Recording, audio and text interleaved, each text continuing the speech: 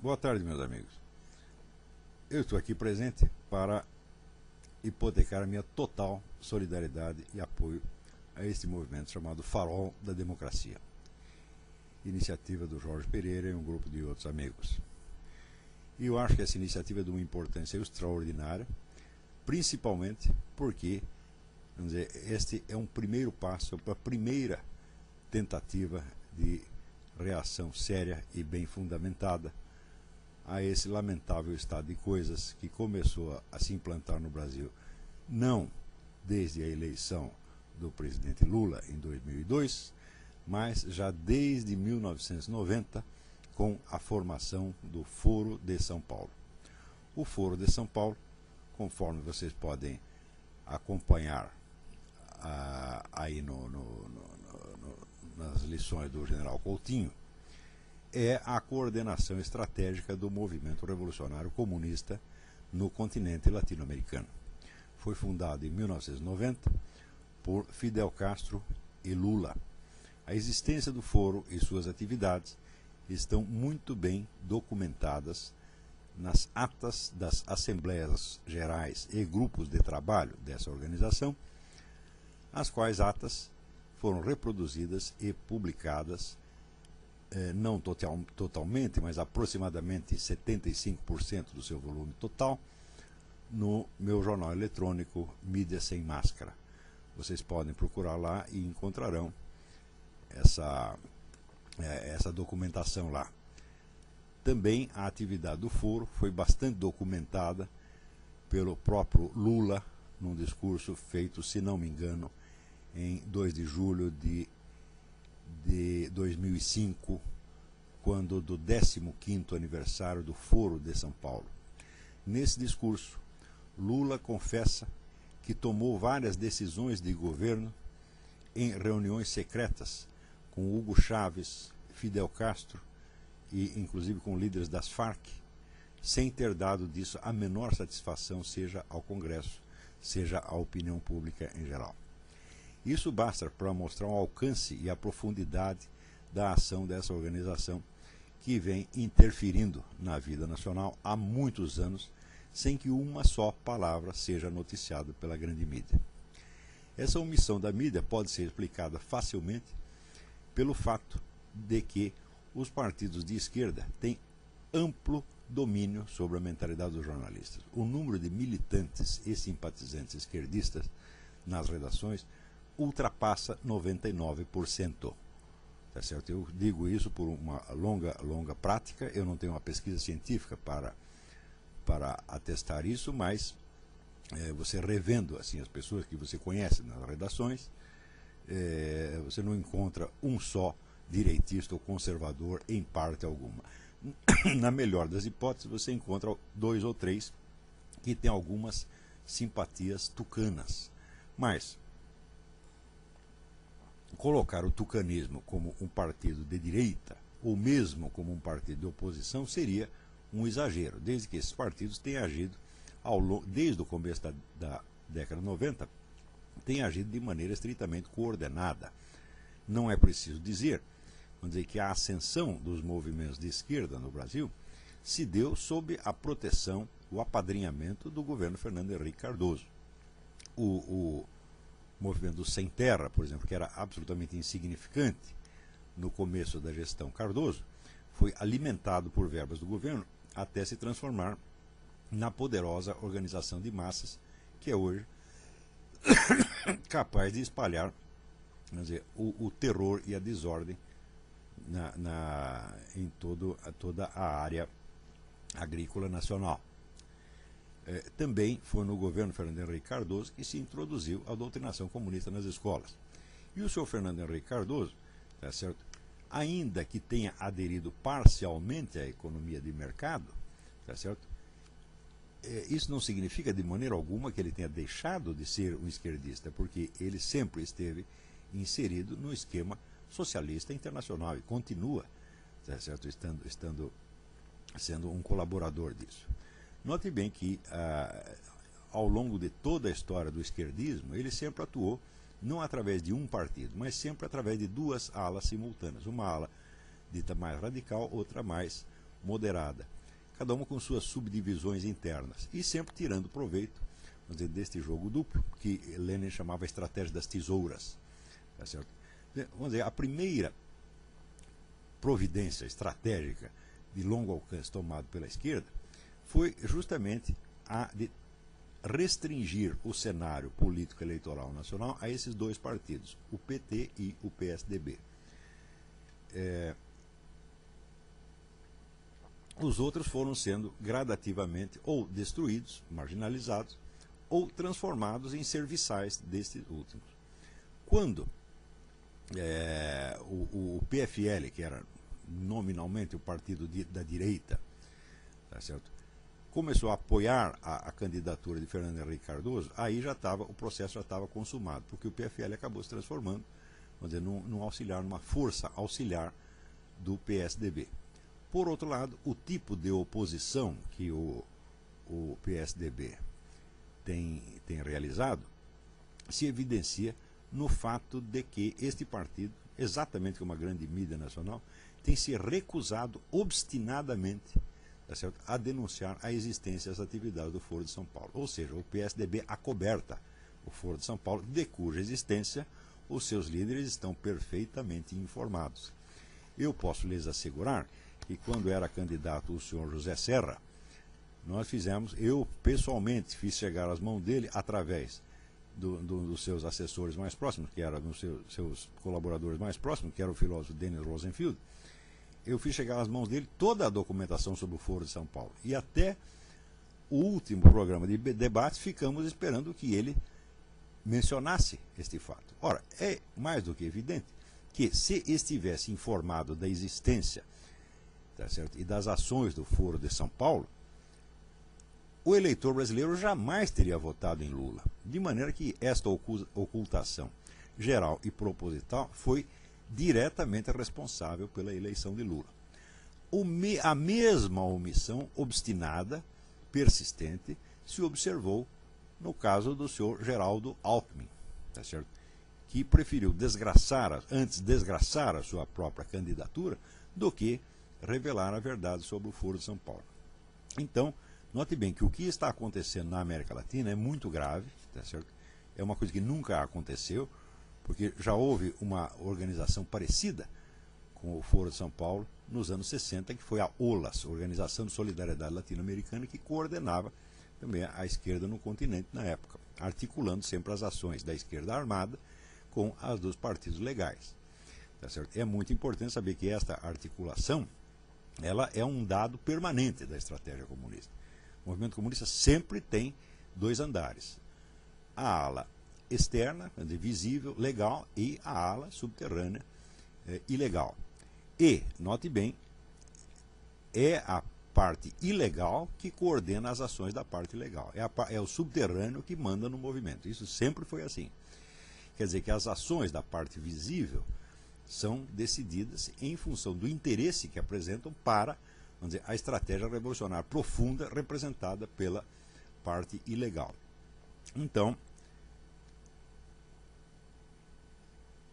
é evidente que a omissão na divulgação do Foro de São Paulo não foi apenas omissão, tá certo? Isso foi uma decisão, uma coisa proposital, permanente e persistente. Quer dizer, quando continuavam negando isso, contra toda a evidência. E não é que negavam, faziam um debate. Não, a negação tomava a forma do ignorar o assunto, não falar dele. Era uma cortina de silêncio, uma censura. Tá certo? E toda a carreira do seu Lula, no fim das contas, todo o sucesso eleitoral do Lula se deve principalmente a esta omissão. Então, isso quer dizer que aqueles que agora se queixam, por exemplo, de que esse pessoal de imprensa, que às vezes se queixa de que o governo está oprimindo a mídia, quer eliminar a liberdade de imprensa e tal, eles estão se queixando de barriga cheia, porque foram eles mesmos que criaram essa situação. Eles são os verdadeiros pais do Lula, tá certo? E é inteiramente absurdo jogar toda a culpa do estado de coisas no Lula, tá certo? E perdoar todas as pessoas que criaram esta situação junto com ele.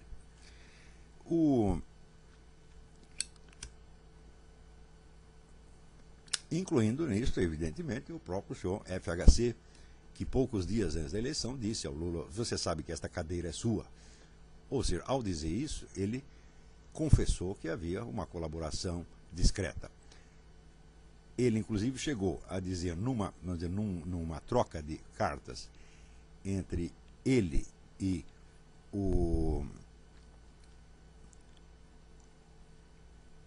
então, não me lembro se ministro ou governador Cristóvão Buarque, ele disse, entre nós e vocês, quer dizer, entre o PSDB e o PT, não há nenhuma divergência ideológica. Nós temos apenas uma disputa política, quer dizer, uma disputa de cargos.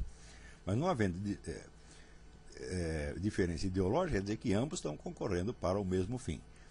Trata-se de implantar o socialismo em toda a América Latina.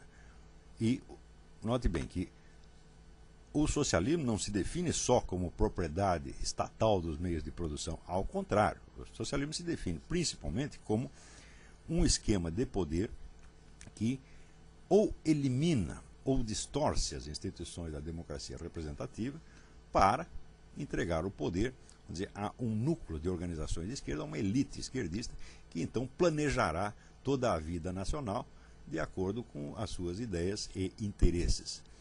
A estatização dos meios de produção é um objetivo do socialismo, mas não é um objetivo, vamos dizer, de curto prazo. Notem que Karl Marx dizia que a propriedade privada dos meios de produção deveria ser eliminada através do imposto, não toda de uma vez, mas através do imposto de renda progressivo. Tá certo? E que esse processo poderia levar muitas gerações. No Brasil tem muitas pessoas inocentes que desconhecem o marxismo, desconhecem a história do movimento revolucionário e acreditam que só existe socialismo se o sujeito tomar o poder no dia seguinte e disser não tem mais propriedade privada dos meios de produção. Isso nunca vai acontecer. Como as pessoas não veem isso acontecendo, elas acreditam que não existe socialismo nenhum. Alguns até, nas duas eleições anteriores, sempre insistiam aquela coisa, Lula mudou, porque Lula agora é a favor da propriedade privada, é a favor do capitalismo. Olha, a favor do capitalismo até Lenin foi. Lenin, uma das primeiras coisas que fez, depois da Revolução, foi justamente abrir o mercado, criar uma economia capitalista, incentivar a economia capitalista e atrair os investidores estrangeiros, exatamente como Lula fez.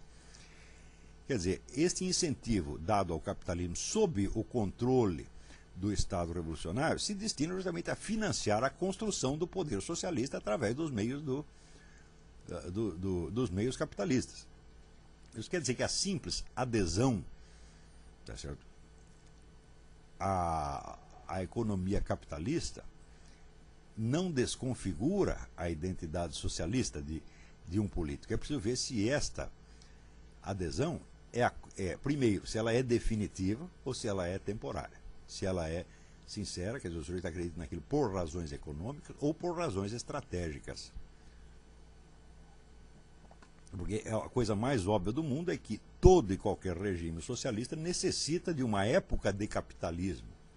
Quer dizer, a primeira coisa que ele vai ter que fazer é, de certo modo, desenvolver o capitalismo e apenas, vamos dizer, desligá-lo do sistema democrático de governo, de modo que o crescimento da economia capitalista financie o crescimento do poder socialista, que é unipartidário. Unipartidário ou nominalmente ou extraoficialmente. Não precisa ser um partido só, pode ser vários, desde que eles sigam uma estratégia comum, que é exatamente o que acontece no Brasil. Toda a esquerda nacional segue as decisões do Foro de São Paulo. E suas rusgas aparentes, tá certo, são ou de natureza tática, apenas, quer dizer, é só para enganar a trouxa, ou, às vezes, quando são divergências sérias, elas são em torno de medidas que são do interesse da estratégia revolucionária. Então, vocês vão ver, eu vou ler aqui para vocês agora um editorial que eu acabei de escrever para o Diário do Comércio, e eu creio que isto, vamos dizer, esta noção da verdadeira natureza dos conflitos na esquerda ficará bem clara a partir disso. O editorial chama-se A Competência dos Incompetentes. Não faltará, como nunca falta, quem atribua o monstruoso acidente do aeroporto de Congonhas à incompetência pura e simples. Mas a incompetência do governo federal, nessa como em muitas outras áreas, não é nem pura nem simples. Ela é o efeito da dupla agenda estratégica que orienta todas as ações do esquema petista já desde antes da sua ascensão ao poder. Nas semanas que antecederam as eleições de 2002, só 3 pessoas na mídia anunciaram a formação da Aliança Revolucionária Continental Lula-Castro-Chaves. Resultado: eu perdi o meu emprego, o analista estratégico Constantine Menges foi xingado até a enésima geração e o herói cubano Armando Valladares foi rotulado de picareta. Menções ao pequeno eixo do mal foram declaradas anátema. Nos debates nominalmente destinados a informar o público sobre os candidatos em que iria votar, nem mesmo os adversários de Lula quiseram tocar no assunto. Dos entrevistadores, só um, Boris Casoy, ousou perguntar algo a respeito e, mesmo assim, muito educadamente, muito discretamente, quase pedindo desculpas. Lula mandou-o calar a boca. Ao longo dos 2 mandatos lulianos, o eixo que já vinha sendo preparado nas reuniões do Foro de São Paulo desde 1990 tornou-se uma realidade patente, e nenhum dos iluminados que o haviam negado apareceu na mídia confessando-se um idiota ou um mentiroso contumaz.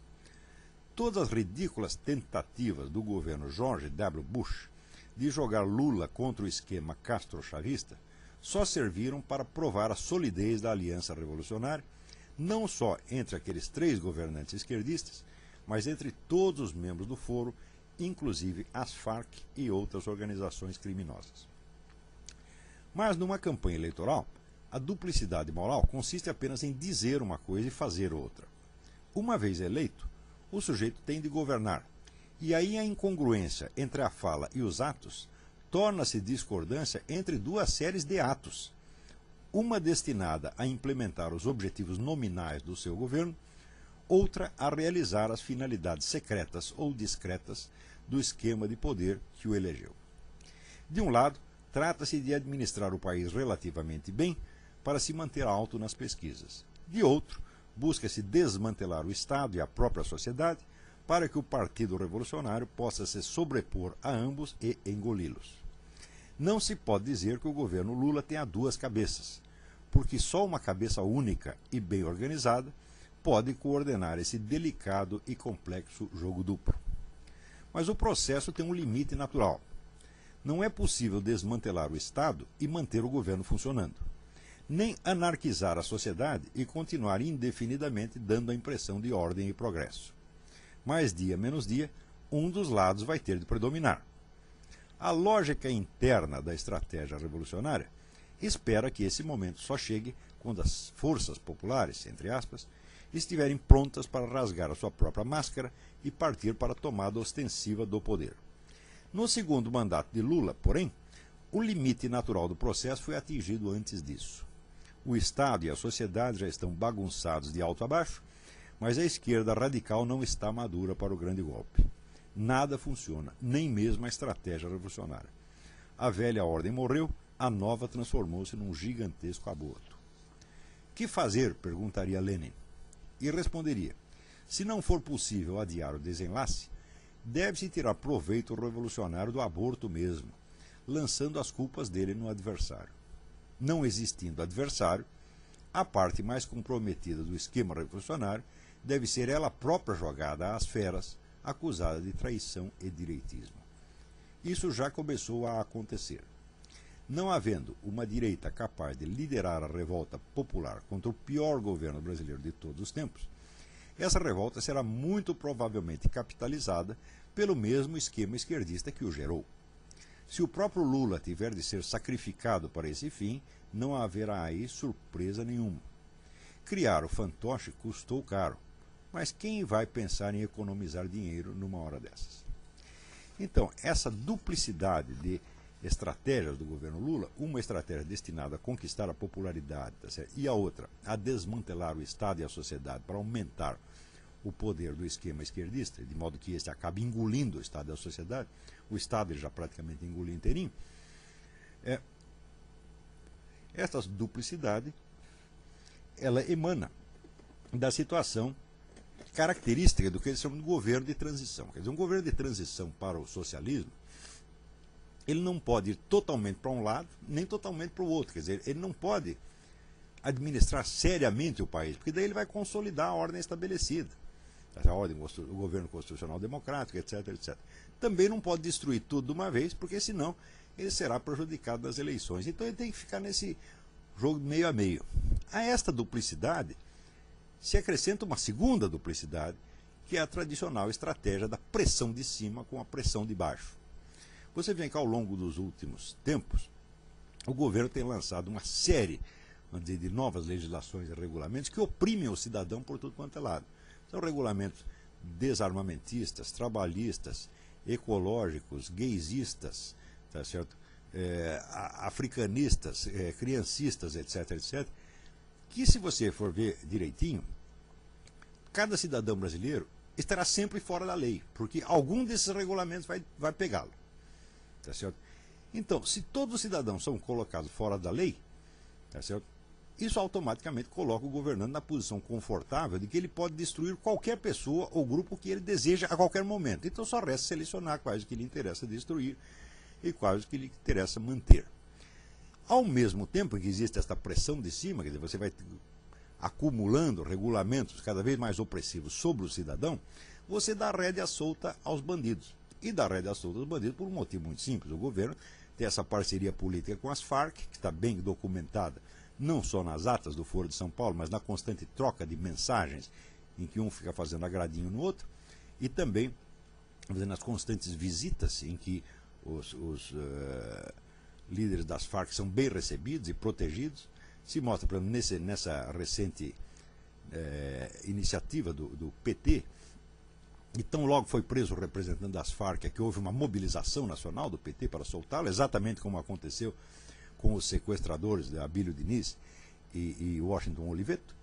Quer dizer, isso já basta para mostrar a articulação entre organizações legais e ilegais. Então isso quer dizer que o que acontece na área da segurança não é que o governo é omisso, não, o governo está agindo, ele está agindo a favor da bandidagem, porque isso lhe interessa. Agora, também lhe interessa eliminar 2 ou 3 quadrilhas que são concorrentes das Farc. As Farc hoje já têm praticamente o monopólio do tráfico de drogas no Brasil, tá certo? Mas havia ainda umas outras quadrilhas antigas que provavelmente não quiseram entrar no jogo da Farc, então essas são perseguidas e o governo então mostra lá os traficantes presos, né, para se glorificar de estar restaurando a ordem e a justiça. Mas o fato é que a prova de que não está restaurando a ordem coisíssima nenhuma é que o Brasil é o único país do mundo onde o tráfico de droga está crescendo. No mundo inteiro ele está estacionário. No Brasil, segundo dados da ONU, ele cresce 10% ao ano.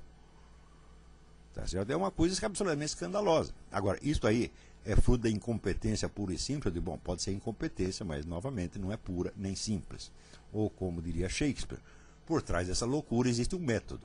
Quer dizer, é uma irracionalidade aparente, ocultando uma racionalidade muito funcional, só que não destinada a cumprir os objetivos nominais, e sim destinada a cumprir os objetivos da Revolução Continental.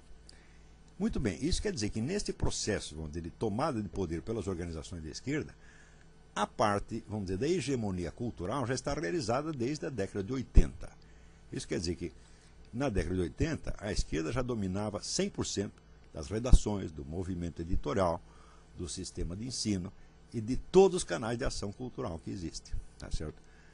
Hoje em dia, essa esquerda revolucionária já domina o Estado. Quer dizer, o Estado brasileiro tornou-se um apêndice e função do próprio PT. Quer dizer, o PT se sobrepôs ao Estado, é o partido Estado. Tá certo? Então isso quer dizer que e também o processo de desmantelamento da ordem social, tá certo, já está muito avançado. Tá certo? Agora, faltou, vamos dizer, as organizações de massa de esquerda estarem prontas para o grande golpe, para a tomada do poder, para a insurreição. Elas não estão prontas para isso ainda, porque o território é muito grande. Por mais que o MST cresça, MST, CUT, etc., ainda falta alguma coisa. Então isso quer dizer que o governo Lula até que conduziu as coisas muito bem do ponto de vista, não do interesse nacional, mas do ponto de vista da estratégia revolucionária. Mas, como disse, alcançou um limite natural. Quer dizer, está chegando o ponto de ruptura entre a ordem e a desordem, tá certo? Antes de que o aparato insurrecional esteja pronto para entrar em ação. Então, por outro lado, é necessário ver que, pelo lado da direita, dos conservadores, etc., etc., nós temos uma história de 40 anos de omissão. Quer dizer, quando nos anos 90 houve aquela propaganda de que o comunismo morreu, todo mundo acreditou. Tá certo? E eu me lembro até que eu mesmo, quando continuei escrevendo sobre o Foro de São Paulo, etc., fui acusado pelo Otávio Frias Filho de estar espancando cavalos mortos. Hoje nós vemos aí o cavalo continental, né, escoiciando todo mundo. Tá certo? E o seu Otávio Frias Filho jamais escreveu um artigo dizendo: olha, eu estava errado, o Olavo de Carvalho estava certo, eu sou uma besta quadrada, eu não entendo nada de política. Ele jamais confessou isso. Tá certo? Não é porque seja uma besta quadrada, é porque ele também tem interesse, também está nesse esquema. A Folha de São Paulo é o órgão oficial da USP. E a USP é o centro gerador de todo este esquema. Tanto o PT quanto o PSDB nasceram dentro da USP. Foram planejados ali dentro. Tá certo? E ambos foram secundados e foram socorridos desde o começo e até hoje por poderosas forças internacionais, como essas fundações, Ford, Rockefeller, etc., etc., que não tem nada a ver com o interesse nacional americano, mas justamente ao contrário. São organizações globalistas empenhadas em destruir a soberania nacional americana, tá certo? E substituir, vamos dizer, a América tal como a conhecemos, primeiro pelo que eles chamam de comunidade norte-americana, que é a fusão de México, Estados Unidos e Canadá. E segundo, por um governo mundial sediado na ONU, que a maior parte das pessoas não sabe, mas já existe decisão da ONU, aprovada pela própria Assembleia Geral, de transformar-se em governo mundial no prazo de 10 anos. Essa decisão já é um dos 3 ou 4 anos atrás. Eu a divulguei nos meus artigos, não lembro aqui exatamente aonde, mas num dos meus artigos está isso. Se procurar, ela vai no meu site, www.olavodecarvalho.org, vai encontrar tudo isso aí. Põe lá Nova Ordem Mundial, você vai acabar achando todas as dicas sobre isso.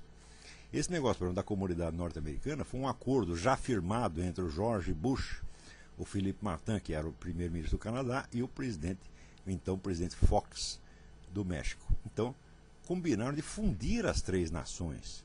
E isso ficou secreto durante 2 anos. Mas quando é que aqui na América as coisas são diferentes? Aqui existe o Freedom of Information Act, e um cidadão acionou então a justiça, e o governo que negava a existência desse pacto foi obrigado então a publicar, né,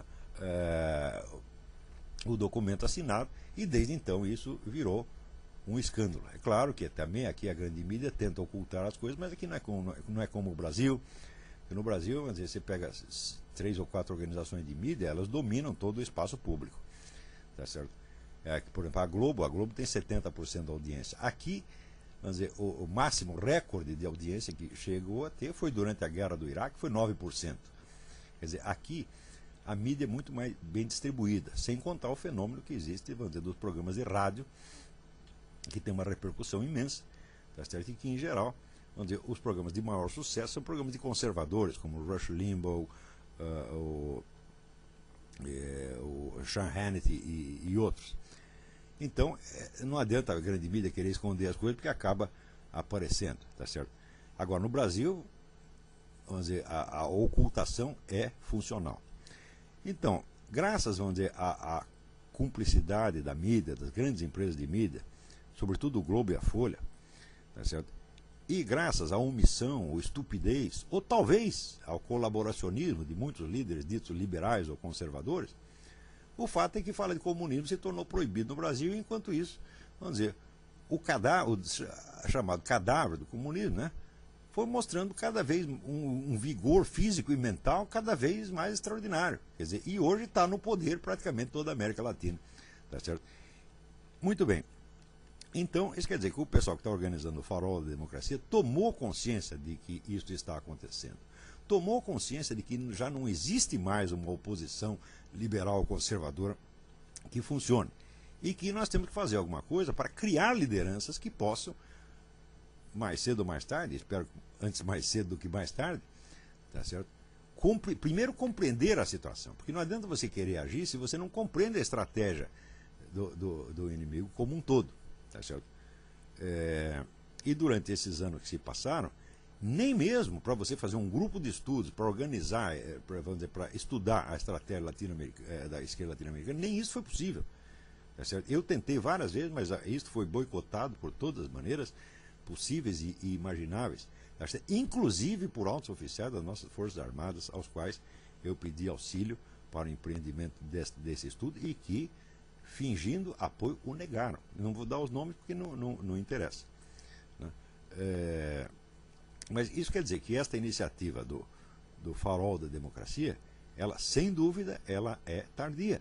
Nós estamos começando muito tarde, nós estamos com um atraso estratégico de pelo menos 40 anos em relação à esquerda latino-americana, porque a esquerda jamais parou de se reunir, fazer diagnósticos da situação e agir coordenadamente para a tomada do poder no continente. Ao passo que a chamada direita foi largando tudo e chegou a um ponto, vamos dizer, em que a única direita que existe, nominal, é o PSDB, que é um partido socialista e que colabora com o esquema petista, tá certo? Desde que existe. Então isso quer dizer que aí você tem realmente a estratégia das tesouras, você tem o domínio, é o mesmo esquema, domina o governo, domina a oposição. Assim realmente não é possível. É claro que dentro do PSDB tem elementos que não participam deste esquema e de vez em quando, tá certo? Dizem até alguma coisinha que preste. Tá certo? Mas isso não basta. Quer dizer, nós temos que, não é normal um país que só tem esquerda. Todo país tem que ter esquerda, tem que ter direita. Como na Inglaterra tem os trabalhistas, os conservadores, aqui tem os democratas, os republicanos. Isso é a situação normal. Agora, acontece que a esquerda nacional não é realmente a esquerda democrática. A esquerda democrática é aquela que aceita participar do rodízio de poder. Ela não disputa o poder, ela disputa apenas o governo. Quer dizer, ocupa o governo durante um certo tempo, ciente de que nas próximas eleições ela pode perder o seu lugar e ceder o lugar a um adversário que desfará tudo o que ela fez e fará tudo completamente diferente. Isso é que é o processo democrático normal. Agora, o PT e o núcleo de partidos esquerdistas que o assessora não é a esquerda democrática de maneira alguma. Por quê? Porque eles querem fazer mudanças profundas e irreversíveis. Mudanças que não possam ser corrigidas pelo próximo governo. E querem, sobretudo, não só querem, como já fizeram, tá certo? Eliminar a existência de uma direita funcional. Criar, aceitar, no máximo, vamos dizer, uma direita biônica, que é o próprio PSDB. Tá certo? Então, quer dizer, esse partido, essa esquerda brasileira, essencialmente antidemocrática em todos os seus aspectos.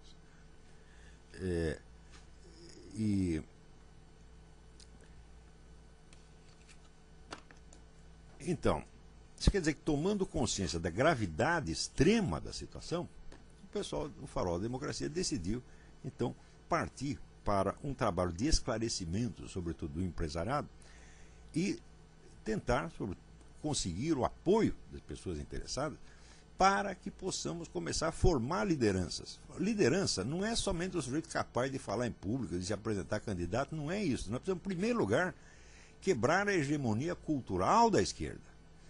Tá certo? Se você entra em qualquer livraria brasileira, tá certo? Você praticamente só tem livro esquerdista. Se você pega a imprensa, você só recebe as notícias pelo viés esquerdista, sobretudo da grande mídia americana.